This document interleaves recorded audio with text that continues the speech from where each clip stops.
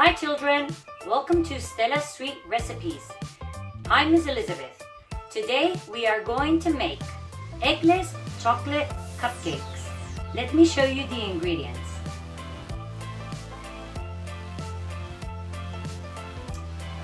So these are the ingredients we need to make our eggless chocolate cupcakes. Remember that eggless means that it doesn't have any eggs. So if you know someone who is allergic to eggs, this is a great recipe for them. Remember to preheat your oven to 180 degrees. The cupcakes need to bake inside your oven for 12 to 15 minutes. You will make, with these amounts, around 12 to 14 cupcakes. First, we are going to combine our dry ingredients. These are 180 grams of flour that you have to sift, 25 grams of cocoa powder, and 170 grams of sugar. Once we have this combined and whisked together, we can start adding our wet ingredients. That is 60 milliliters of vegetable oil, a pinch of salt, and a teaspoon of vanilla. Then we have to make our chemical reaction with our tablespoon of vinegar and our teaspoon of baking soda. Remember, baking soda is not the same as baking powder. While it's still bubbling, the chemical reaction is going on, you can mix it a little bit and add it to the batter. The last thing is a glass that is around 250 milliliters of lukewarm water. Lukewarm water is water that is not really hot, but it's not water from the faucet. Okay, once this is all combined and mixed together, we are going to fill in our cupcake capsules and we are going to place our cupcakes in the oven. Let's get started. I am going to sift the flour like we always do.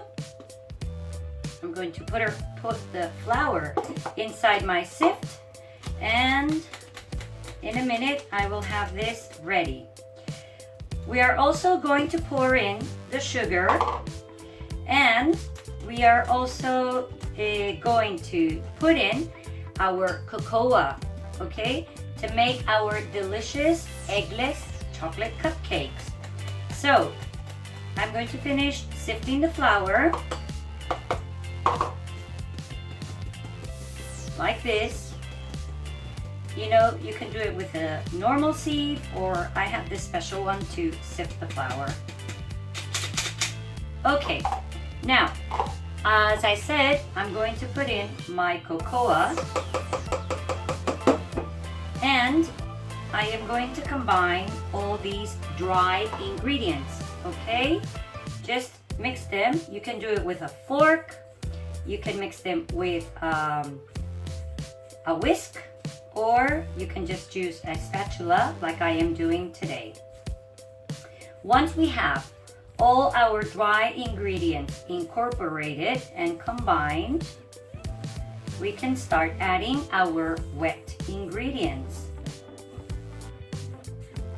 This is how it should look once we have all our ingredients, all our dry ingredients combined, okay?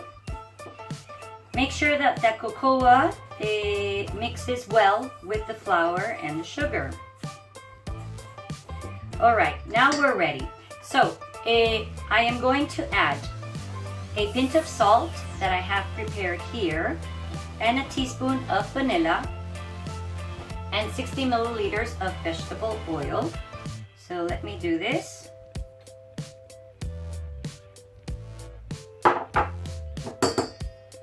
The spatula is great for scraping off our ingredients. Okay, so for example, I scraped out the vanilla, and now I'm going to do the same with the oil glass. All right. So again, we're going to give it a twist with the spatula because we still need to pour in more ingredients. We're not going to use the mixer yet. All right, now I have here my teaspoon of baking soda and my tablespoon of vinegar. And remember I showed you the chemical reaction that happens? Wow, look at that. It's bubbling. Okay, so we're going to mix it a little bit, and while it's still bubbling, I am going to pour this in my mixture, and I will scrape that now when I have this. Okay, you also need a cup of water, and I said lukewarm water. That means that it's not totally hot water, boiling hot water, but it's, you know, you can touch it, feel it, that it's hot. So now I'm going to pour the water in my mixture. Okay.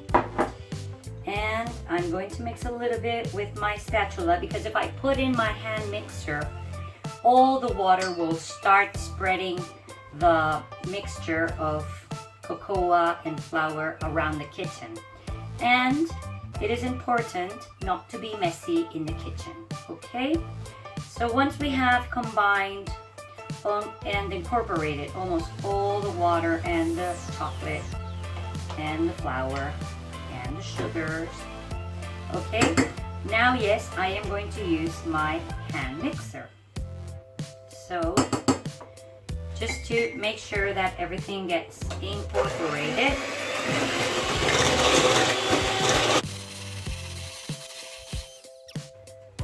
There we go. We have all our ingredients incorporated in the mixture, and very simple.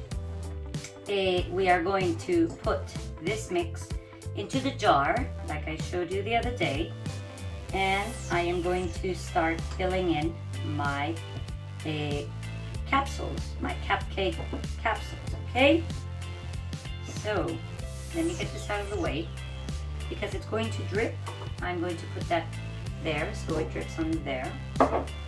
And in the same jar that I used for the water, I am going to put the batter.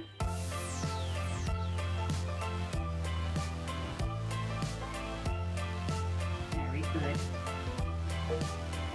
Okay, and we're going to start filling our cupcake capsules with the jar. They're going to be like 12, more or less 12 cupcakes. So I'm just going to make sure that I can fill them all. Normally we fill them up to 3/4 of the capsule. Depending on your capsule, how big it is, you can fill them in that much.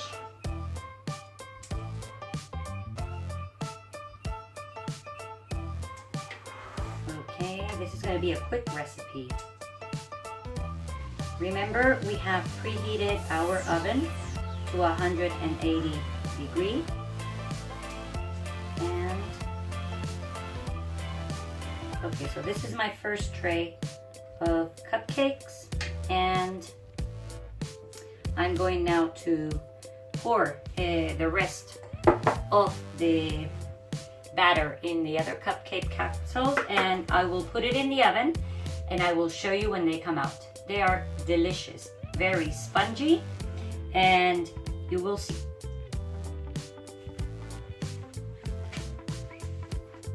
I'm here again. My cupcakes just came out of the oven and they smell delicious. We have to let them cool down before we eat them. They are delicious like this, or you can put any topping on top, like whipped cream or any chocolate cover. I hope you try the recipe, and remember to send your pictures to comunicacion@estelamariscolegio.com. And most of it, I hope you enjoy it. Thank you.